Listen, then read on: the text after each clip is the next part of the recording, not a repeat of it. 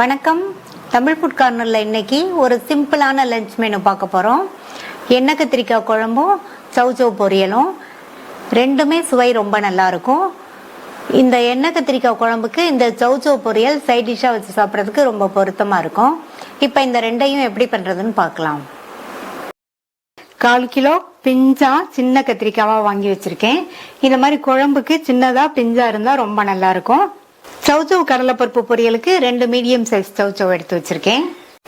இப்போ நம்ம கத்திரிக்காயை கட் பண்ணிக்கலாம். கொஞ்சமாக காம்பு இருக்கிற மாதிரி கட் பண்ணிட்டு இந்த மாதிரி இந்த சைடு ப்ளஸ் சைஸ்க்கு கட் பண்ணிக்கணும். ஃபுல்லாக கட் பண்ணிடக்கூடாது. இந்த மாதிரி கட் பண்ணிட்டு விரித்து பார்த்துக்கணும். கத்திரிக்காயில் பூச்சி எதுவும் இருக்கா என்னன்னு தண்ணியில் போட்டுடலாம். எல்லா கத்திரிக்காயும் கட் பண்ணி தண்ணியில் சேர்த்தாச்சு. குழம்பு செய்ய ஸ்டார்ட் பண்ணலாம். இந்த பேனில் 2 டேபிள் ஸ்பூன் நல்லெண்ணெய் சேர்க்குறேன். இந்த குழம்பு நல்லெண்ணெய் சேர்த்து பண்ணால் நல்லாயிருக்கும். அதே மாதிரி எண்ணெய் கொஞ்சம் அதிகமாகவும் சேர்த்தாதான் குழம்போட டேஸ்ட் ரொம்ப நல்லாயிருக்கும். எண்ணெய் சூடாயிடுச்சு. அதில் 1 டீஸ்பூன் கடுகு பொரிஞ்சதும் அதில் 1/4 டீஸ்பூன் வெந்தயம் சேர்த்துக்கோங்க. வெந்தயமும் நல்லா பொரிஞ்சிருச்சு. 5-6 பூண்டை சேர்த்துக்கலாம். பூண்டை லைட்டாக வதக்கி விட்டுட்டு 100 கிராம் சின்ன வெங்காயத்தை தோல் உரித்து மிக்சியில் 1-2 அரைச்சி வச்சுருக்கேன். அதை சேர்த்துக்கலாம். இந்த குழம்புக்கு சின்ன வெங்காயம் ரொம்ப டேஸ்ட் கொடுக்கும். அதே மாதிரி இந்த மாதிரி 1-2 அரைச்சி சேர்த்தோம்னா குழம்பு நமக்கு நல்லா திக்காக கிடைக்கும். ஒருவேளை உங்கள்கிட்ட சின்ன வெங்காயம் இல்லைன்னா 2 மீடியம் சைஸ் பெரிய வெங்காயத்தை கட் பண்ணி இந்த மாதிரி மிக்சியில் 1-2 அரைச்சி சேர்த்துக்கங்க. இந்த மாதிரி 1-2 அரைச்சிக்கணும். அப்படி இல்லைன்னா நல்லா பொடியாக சாப் பண்ணிக்கணும். இது கூட கொஞ்சம் கறிவேப்பிலையும் சேர்த்து வதக்கிக்கலாம். இந்த வெங்காயம் நல்லா வதங்கி ஓரளவு அதனுடைய கலர் மாறி வரணும். அது வரையும் வதக்கிக்கலாம். வெங்காயத்தை இந்த அளவுக்கு வதக்கிட்டு இது கூட 2 மீடியம் சைஸ் தக்காளியை மிக்சியில் இந்த மாதிரி பியூரியாக அரைச்சி வச்சுருக்கேன். அதை சேர்த்துக்கலாம். இப்போ இதனுடைய பச்சை வாசனை போக 2 நிமிஷத்துக்கு வதங்கட்டும். இப்போ 2 நிமிஷம் ஆச்சு. மசாலா தூள் சேர்த்துக்கலாம். 1/2 டீஸ்பூன் மஞ்சள் தூள், 3/4 டேபிள் ஸ்பூன் தனி மிளகாத்தூள், 1/2 table spoon Kashmir chilli powder, 2 table spoon மல்லித்தூள் சேர்த்துக்கலாம். நான் இன்னைக்கு மிளகாத்தூள் மல்லித்தூள் சேர்த்துருக்கேன். இதுக்கு பதில் உங்கள்கிட்ட குழம்பு மிளகாய் தூள் இருந்தால் 2லேருந்து 3 டேபிள் ஸ்பூன் சேர்த்துக்கலாம்.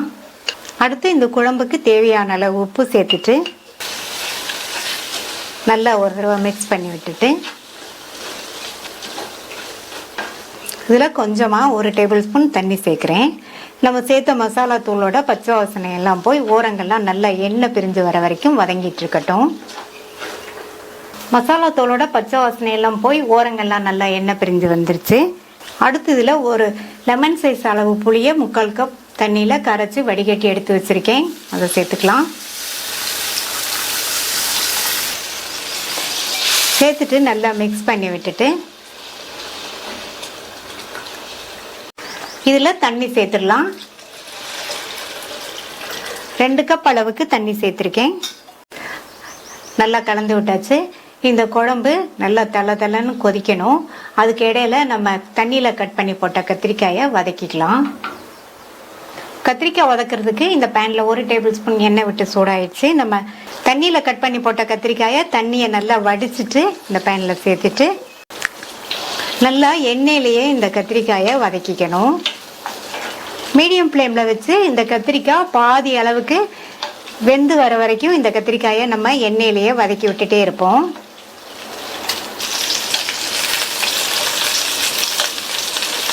இப்போ 8 நிமிஷம் ஆச்சு. கத்திரிக்காய் நல்லா எண்ணெயிலேயே வதங்கி பாதி அளவுக்கு வெந்திருக்கு. இந்த மாதிரி லைட்டாக ப்ரெஸ் பண்ணி பார்த்தா தெரியும். இப்போ குழம்பு நல்லா கொதிச்சிட்ருக்கு. நம்ம எண்ணெயில் வதக்கின கத்திரிக்காயை இதில் சேர்த்துடலாம். இந்த மாதிரி எண்ணெயிலேயே பாதி வதக்கிட்டு அதுக்கப்புறமா நம்ம குழம்புல சேர்த்தோம்னா கத்திரிக்காயும் நல்லா சாஃப்டாக வெந்துடும். குழம்புல உப்பு புளி காரமும் நல்லா கத்திரிக்காயில் இறங்கிரும். நல்லா கலந்து விட்டுட்டு மூடி வச்சிடலாம். ஸ்டவ் மீடியம் ஃப்ளேமில் இருக்கட்டும். கத்திரிக்காய் நல்லா சாஃப்டாக வெந்து வர வரைக்கும் குழம்பு நல்லா கொதிச்சிட்டு இருக்கட்டும். குழம்பு நல்லா மேலே எண்ணெய் பிரிஞ்சு வந்து நல்லா வத்தி வந்திருக்கு பாருங்க. நம்ம சேர்த்த கத்திரிக்காயுமே நல்லா சாஃப்டாக வெந்துருச்சு. ஸ்டவ் ஆஃப் பண்ணிடலாம்.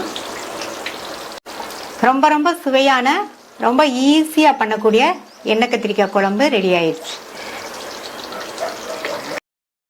அடுத்து சௌச்சௌ பொரியலை ரெடி பண்ணிடலாம்.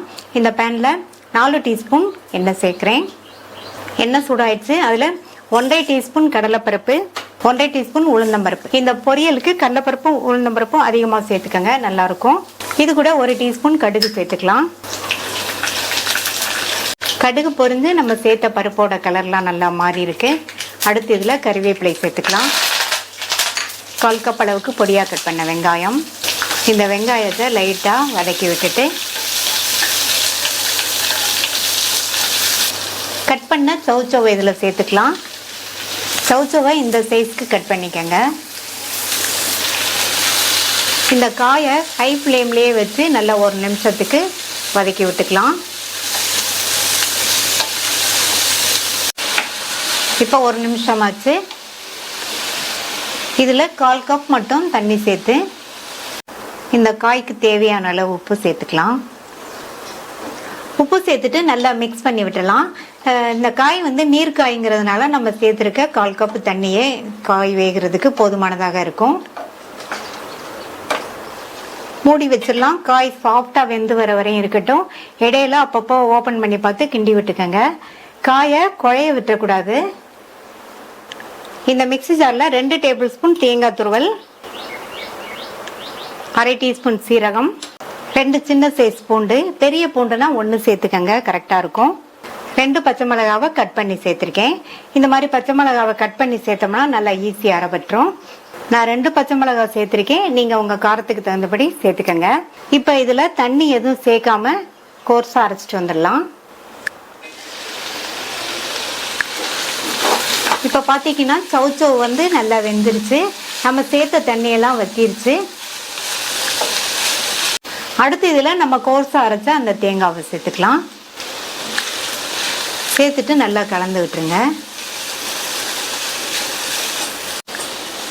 இந்த எண்ணெய் கத்திரிக்காய் கார குழம்புக்கு இந்த பொரியல் வந்து சைட் டிஷ்ஷாக வச்சு சாப்பிட்றதுக்கு ரொம்ப சூப்பராக இருக்கும். அடுத்து இதில் பொடியாக கட் பண்ண கொத்தமல்லி இலைகளை சேர்த்துட்டு மறுபடியும் ஒரு தடவை நல்லா கலந்து விட்டுட்டு ஸ்டவ் ஆஃப் பண்ணிடலாம். டேஸ்டான சௌச்சௌ பொரியல் ரெடி ஆயிடுச்சு. நீங்களும் ட்ரை பண்ணி பார்த்துட்டு உங்கள் கமெண்ட்ஸை சொல்லுங்கள். தேங்க்ஸ் ஃபார் வாட்சிங்.